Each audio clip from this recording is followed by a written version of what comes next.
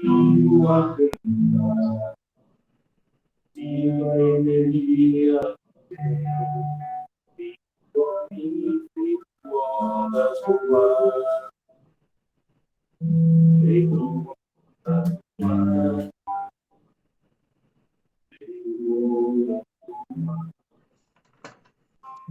feito ondas do mar,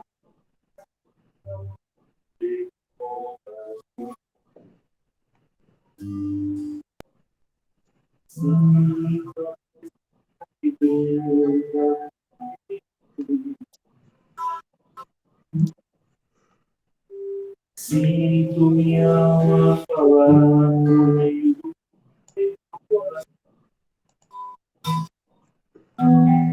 Sinto a fluir, paz me acilar. Sinto minha luz expandir.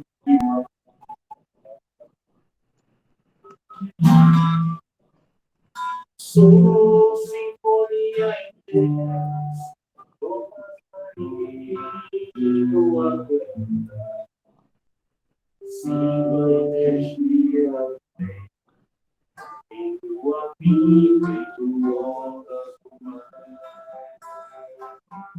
feito ondas do mar, feito ondas do mar, feito ondas do mar.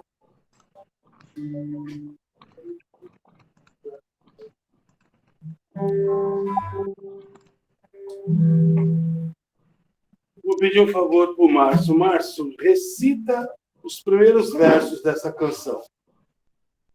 Sinto a presença de Deus aqui dentro de mim. Sinto a minha alma falar por meio do meu coração. Estão ouvindo isso? Que coisa linda. Essa é uma das letras mais lindas das canções que o Márcio canta. E como é difícil para a gente entender que Deus está dentro da gente. E que a gente sofre porque não sente a presença dele. Está distante, está desconectado desse Deus. A nossa conexão é com outra coisa. E a gente não está no campo do sentimento. A gente está aqui no campo do pensamento, da imaginação, da ilusão, de uma série de coisas. Aí o que acontece? A música diz, eu sinto a presença de Deus, eu estou em paz, eu estou feliz, como ondas do mar, estou fluindo. Não é coisa linda isso? Isso é o nosso estado natural. É isso que nós somos. É que a gente vive uma vida artificial. Por isso eu observo aqui, muitas vezes eu fico observando muitos de vocês aqui, enquanto aguardam, numa expressão de tristeza, com problemas, com aflições, vivendo verdadeiros conflitos. Porque o que está acontecendo? Por que vivemos esse fenômeno da tristeza? Porque a gente não está sentindo, a gente não está conectado com a nossa verdadeira natureza. Aquilo que flui dentro da gente, aquilo que transforma o nosso ser em algo extremamente poderoso, em algo que não se afeta facilmente com coisa alguma, uma coisa estável, inatingível. Então, quando você está num estado de paz, num estado de equilíbrio, num estado de conexão com o seu eu superior, com o seu eu maior, com o seu eu verdadeiro, com Deus que existe em você, porque sim, nós somos parte de Deus. Aí, o sentimento que surge, a emoção que surge é outra. É de alegria, é de paz. Então, a gente tem que, às vezes, estar sempre atento a isso. De que forma nós estamos processando a nossa experiência nesse mundo? De que forma a gente está processando a realidade, os acontecimentos? as experiências que a vida, que Deus está nos propondo. Se vai ser sempre dessa forma frágil, de quem não aceita, de quem está aqui apenas para problematizar, para se revoltar, para se indignar contra tudo, contra todos, para quem acha que não consegue se encaixar na vida, no mundo, para quem acha que o lugar dele não é aqui, existe todo tipo de argumento na cabeça dele.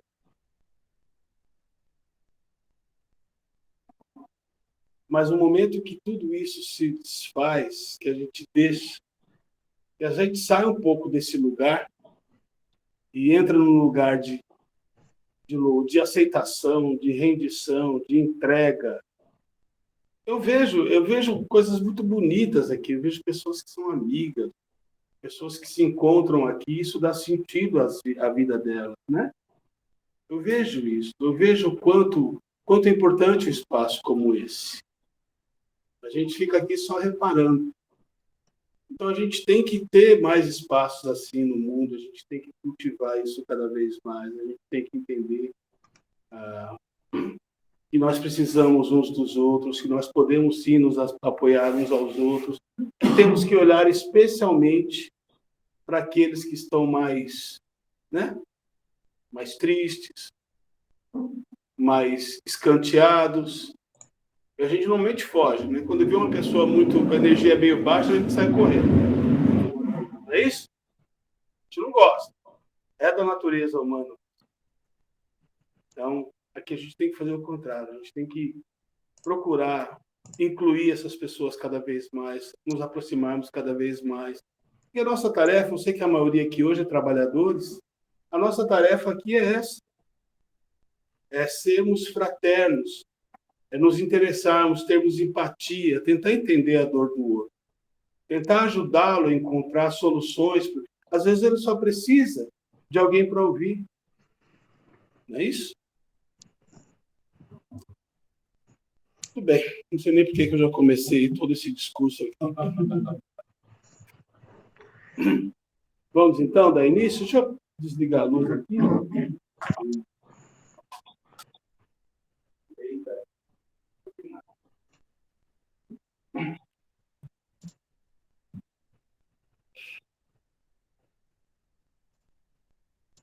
Vamos agradecer a Deus e ter mais essa oportunidade de estarmos juntos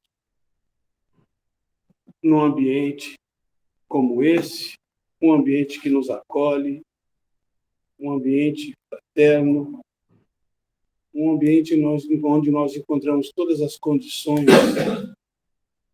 de recarregarmos as nossas baterias, de encontrarmos forças para seguirmos adiante em nossa jornada, nesse caminho de aprendizagem que é a experiência na Terra. Que possamos sempre aprender e colocar em prática as coisas boas e transformadoras que estão sendo colocadas à nossa disposição. Que assim seja.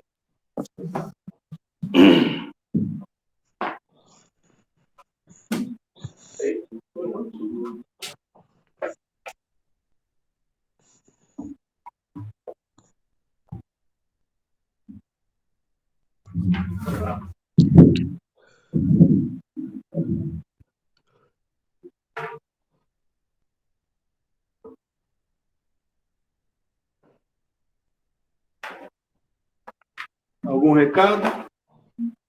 Agradecer pelo bazar sábado, pelas doações que vieram. Continuar sempre falando do trabalho das marmitas, né? Do voluntário, das 10 às 15 horas.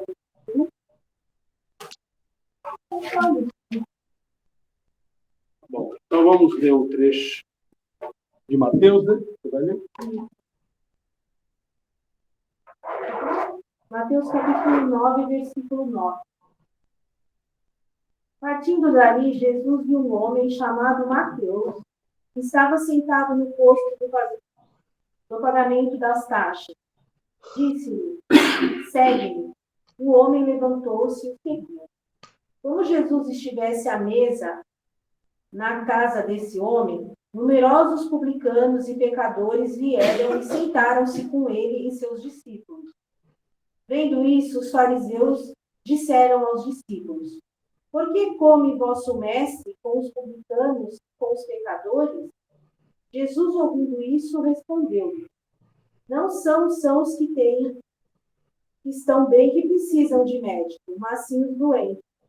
Ide e aprendei o que significam estas palavras.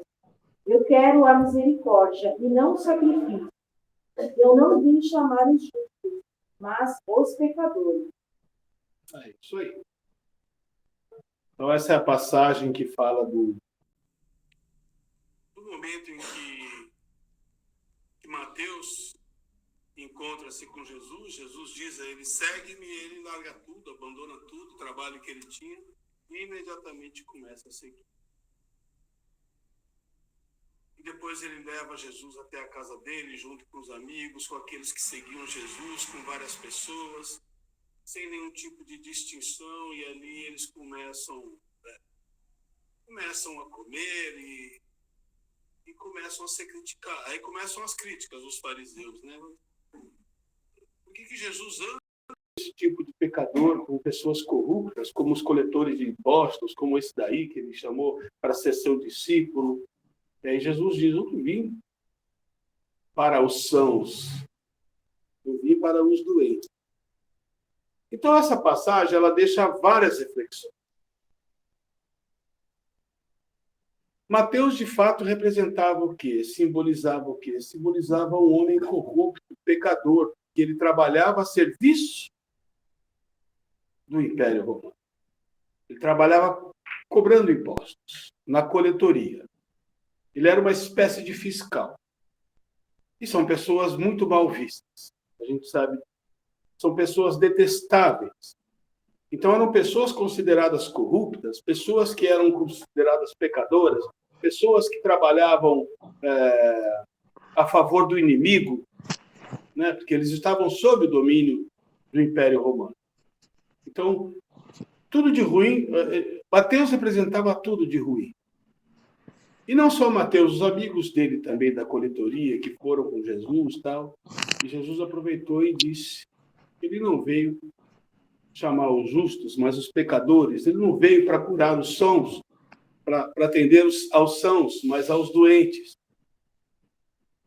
Isso demonstra o quê? Demonstra a missão de Jesus, demonstra a vocação de Mateus. A vocação de Mateus é uma coisa muito discutida, extraordinária, porque imagina passar uma pessoa e essa pessoa dizer para você: vem, ele largar tudo e ir. Então, o que tocou no coração desse homem? Que sentimento foi esse, tão transformador, a ponto dele renunciar a tudo aquilo que fazia parte da vida dele e falar: não, eu vou seguir. Jesus não disse mais nada e ele se entregou. Vocação. Vocação que todos nós temos, algum tipo de vocação. Hoje eu estava vendo no Instagram uma coisa muito interessante. Uma criança de 1 ano e meio. 1 ano e meio, sentada no colo da mãe, no piano, tocando uma peça, sem errar uma nota, no tempo. E olha que eu sou pianista também. No tempo certinho. E fazendo coisas que eu confesso que tenho dificuldade para fazer. 1 ano e meio. 1 ano e meio. Esse vídeo está no Instagram, está no YouTube, está em vários lugares. Vocês vão achar, pesquisem. Uma criança no colo da mãe tocando piano. Sozinha. Que coisa extraordinária. De onde ela trouxe esse conhecimento? Hein? A gente precisa de 9 anos para nos tornarmos um bom pianista, né? Dizem. Minha prima ganhou o piano do pai. O pai tem muitas posses. Colocou ela numa escola e estudou 4 anos de piano. Com muita dificuldade, ela tocava o parabéns para você. Mas com muita dificuldade. Essa criança de 1 ano e meio não tem coordenação ainda. O cérebro não está pronto. Não tem nada pronto ali. É só um projeto de ser ali se formando, em formação e sentando no piano e tocando. Isso é vocação. É um conhecimento pré-existente, algo prévio, que está ali. Que a gente traz, gente. Nós trazemos as nossas vocações, as nossas inclinações. Por isso não adianta o pai ser um engenheiro bem-sucedido e querer que o filho faça engenharia se ele gosta de gastronomia, se ele gosta de arte, se ele gosta de outra coisa. Não adianta a gente querer... Porque essa pessoa pode até fazer engenharia, mas não vai exercer. Vai ser um diploma que ela vai pendurar num canto qualquer e vai fazer aquilo que ela gosta. Porque a gente traz inclinações, a gente traz a nossa vocação para determinadas coisas. E a gente vai fazer exatamente aquilo que faz parte da nossa missão de vida. Cada um de nós tem uma missão na vida. Não importa qual seja. E ela tem que ser respeitada. Porque essa missão, ela não foi colocada por ninguém. Não foi uma imposição da natureza, olha, você vai ser sapateiro. Não é isso. Nós trazemos necessidades, nós trazemos demandas evolutivas que vão buscar uma certa atividade que promova o desenvolvimento de coisas em nós que precisam ser desenvolvidas. Então, nós vamos ser naturalmente arrastados a fazer coisas que estão ajustadas para nós. Para nós desenvolvermos potencialidades que precisam ser desenvolvidas. Porque o ser humano é isso. O ser humano é um ser extremamente complexo. E ele precisa se desenvolver no campo intelectual, no campo moral, no campo emocional, no campo desenvolver virtudes, desenvolver técnicas, desenvolver no campo da matemática, no campo da ciência, em todas as esferas. Então, cada um traz uma necessidade evolutiva, uma demanda evolutiva que vai colocar ele no lugar adequado. É isso que a gente vê, que a gente viu com Mateus. Mateus, ele veio para aquilo. Ele veio para seguir Jesus, ele veio para trabalhar, né, a favor do próximo, ele veio para escrever um livro que ia fazer parte da Bíblia, de uma escritura sagrada. O livro de Mateus está lá, escrito por ele. O Sermão da Montanha de Mateus é uma das coisas mais poderosas já escritas. Gandhi chegou a dizer que se queimassem todos os livros do mundo e que se guardasse apenas o Sermão da Montanha, seria o suficiente para reconstruir o mundo. Então, ali a gente encontra tudo, a síntese de tudo aquilo que a gente tem que buscar.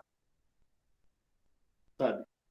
O entendimento do que é renúncia, do que é desapego, do que é amor ao próximo, do que é viver o dia de hoje, viver o presente, do que é livrar-se de todas as tuas ansiedades, desejos, ilusões, do que é colocar o pé no chão, do que é amar o próximo, do que é aceitar o outro como ele é, a vida como ela é, aceitar a experiência, entender que não é você que está no controle, que você é apenas um instrumento, um canal de manifestação de algo muito maior. Então, todo esse entendimento está onde? No Sermão da Montanha. Palavras de Jesus compiladas de forma lindíssima por Mateus. Não precisa nem ler o Evangelho inteiro, viu, gente? A história, leia o Sermão da Montanha e decore aquelas bem-aventuranças. E não acaba nas bem-aventuranças, continua. Todo capítulo que fala do Sermão da Montanha está falando sobre a condição humana. É um farol, mostrando o caminho, revelando a verdade da existência, trazendo a gente para a realidade, porque a gente está onde? A gente está na ilusão. A gente está vivendo numa matrix, num mundo imaginário, construído por nossos desejos, por nossos sonhos, por nossas ambições, por coisas que a gente acredita que serem extremamente necessárias, e sem elas a vida é impossível.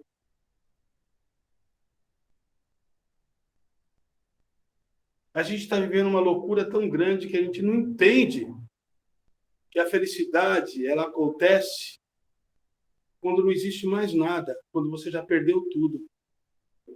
Não é quando você ganhou tudo. Quando você perdeu tudo aquilo que te ancora nessa ilusão.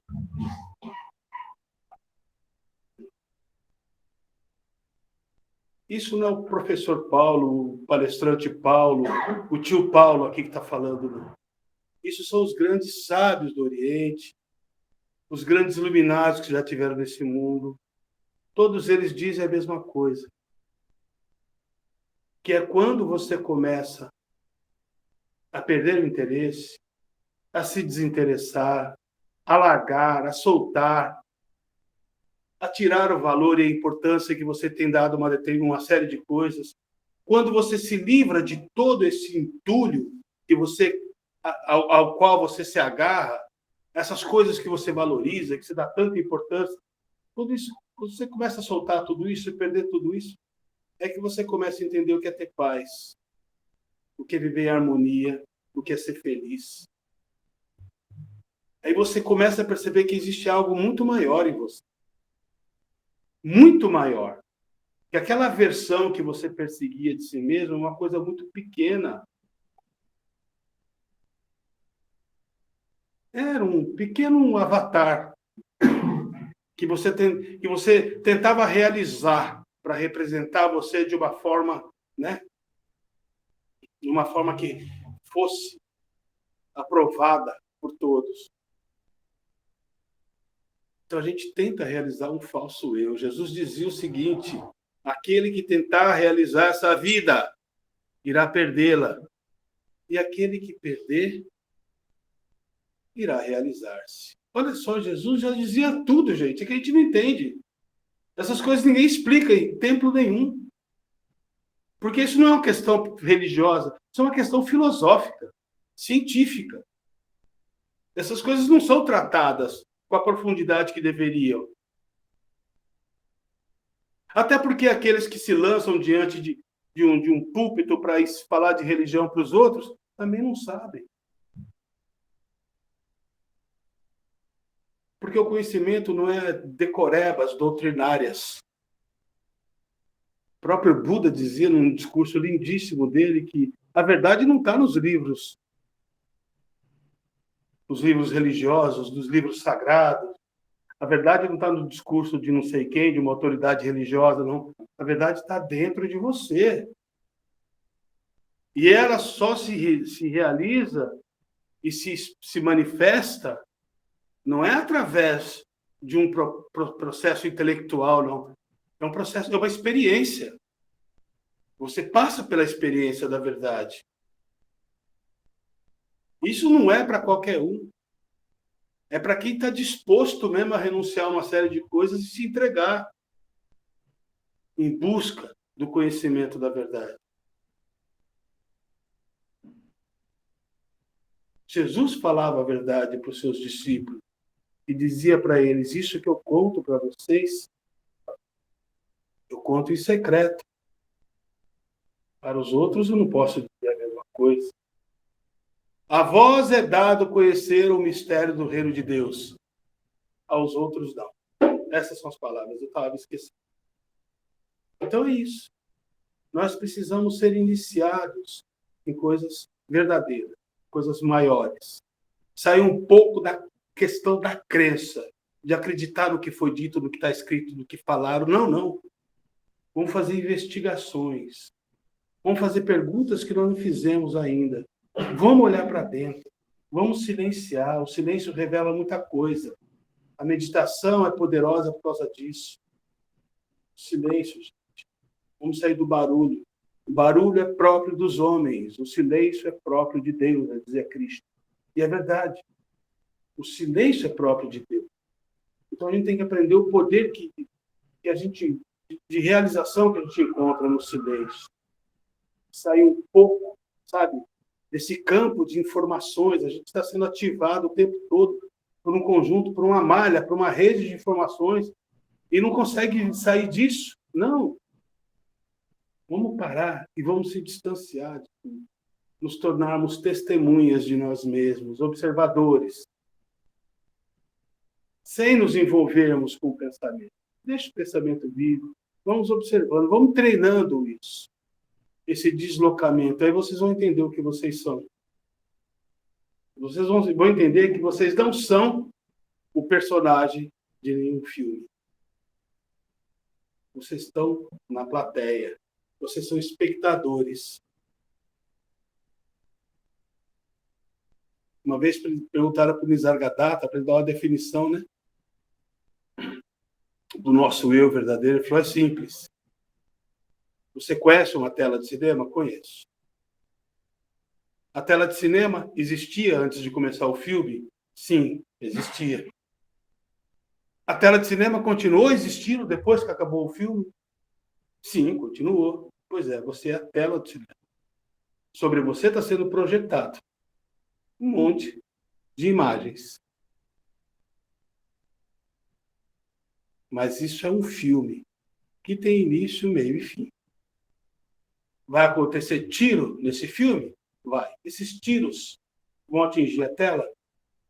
Não. Vai acontecer incêndio? Vai. Esse incêndio vai queimar a tela? Não vai. Vai acontecer naufrágio? A água vai molhar a tela? Não vai. Então, nós estamos envolvidos com aquilo que é pura ilusão, que é o impermanente, que não vai nos afetar. Porque a nossa natureza não é o filme, a nossa natureza é a tela. Olha aqui, que bela alegoria que a pessoa faz. Que conhecimento profundo. De quem só pôde ter essa compreensão a partir da experiência. Não foi lendo isso em canto nenhum. Então a gente aprende realmente com a experiência. Tá bom, gente?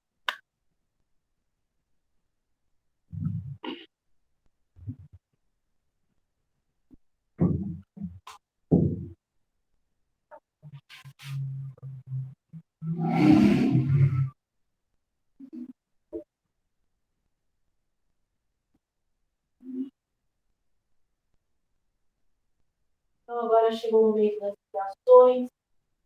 É o momento que nós vamos emanar as nossas melhores energias, melhores intenções. Vamos também agradecer. Vamos respirando profundamente.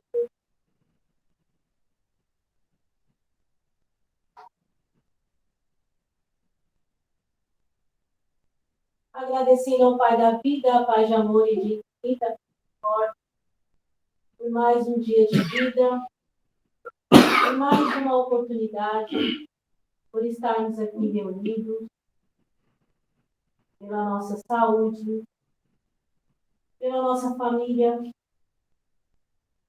por termos um lar. Vamos agradecer pelos nossos pais terrenos, que permitiram a nossa chegada neste plano, a nossa estadia. Pelos nossos mentores, guias, amigos espirituais, que tanto fizeram para que aqui chegasse. Então, agora, com o coração cheio de gratidão, nós vamos visualizar o planeta Terra, envolvendo ele um grande abraço.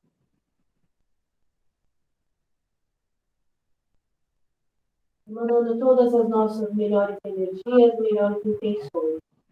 E que essas energias cheguem onde houver maiores necessidades, principalmente das pessoas que detêm o comando em prol da coletividade.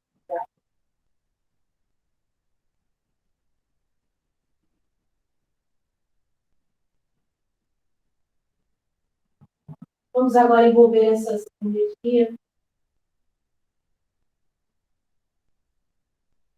no nosso lar. Visualizando a figura do mestre entrando pela porta principal, nós vamos pedindo a ele que percorra toda a nossa existência, abençoando a todos que aqui estão e os que eu.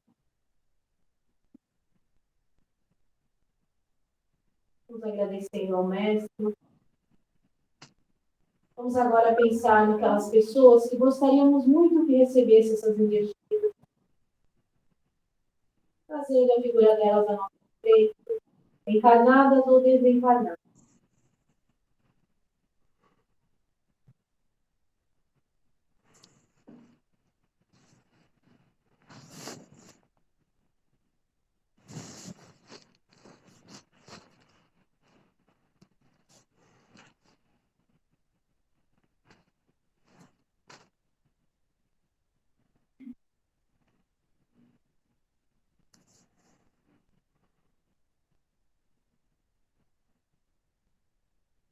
Vamos agora envolver os locais públicos, ou bancos, como escolas, casas de repouso, orfanatos,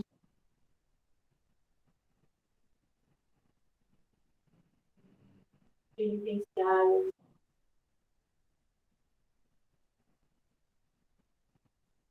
e onde houver um leito de dor.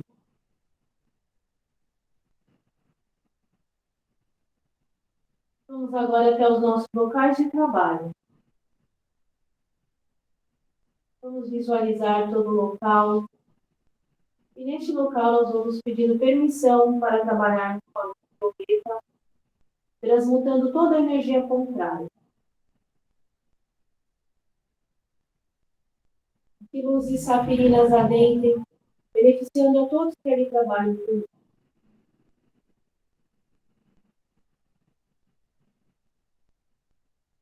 E vamos também envolver todas as pessoas que neste momento não têm lar, estão vivendo em situação de rua, essas energias de roubo e a fortaleza. Por todos também que têm a pretensão de estar abreviando a própria vida.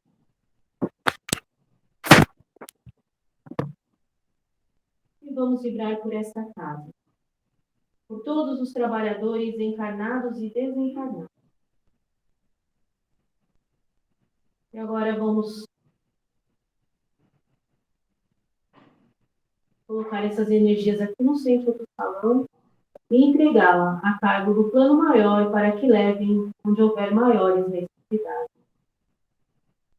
Então, Paulo fará agora o passe à distância, depois a gente fará a prece de encerramento e na sequência terá o passe dos trabalhadores, a gente pede o maior silêncio do salão possível para a continuidade do trabalho. Vamos elevar o pensamento até o Mestre Jesus para recebermos um passe espiritual.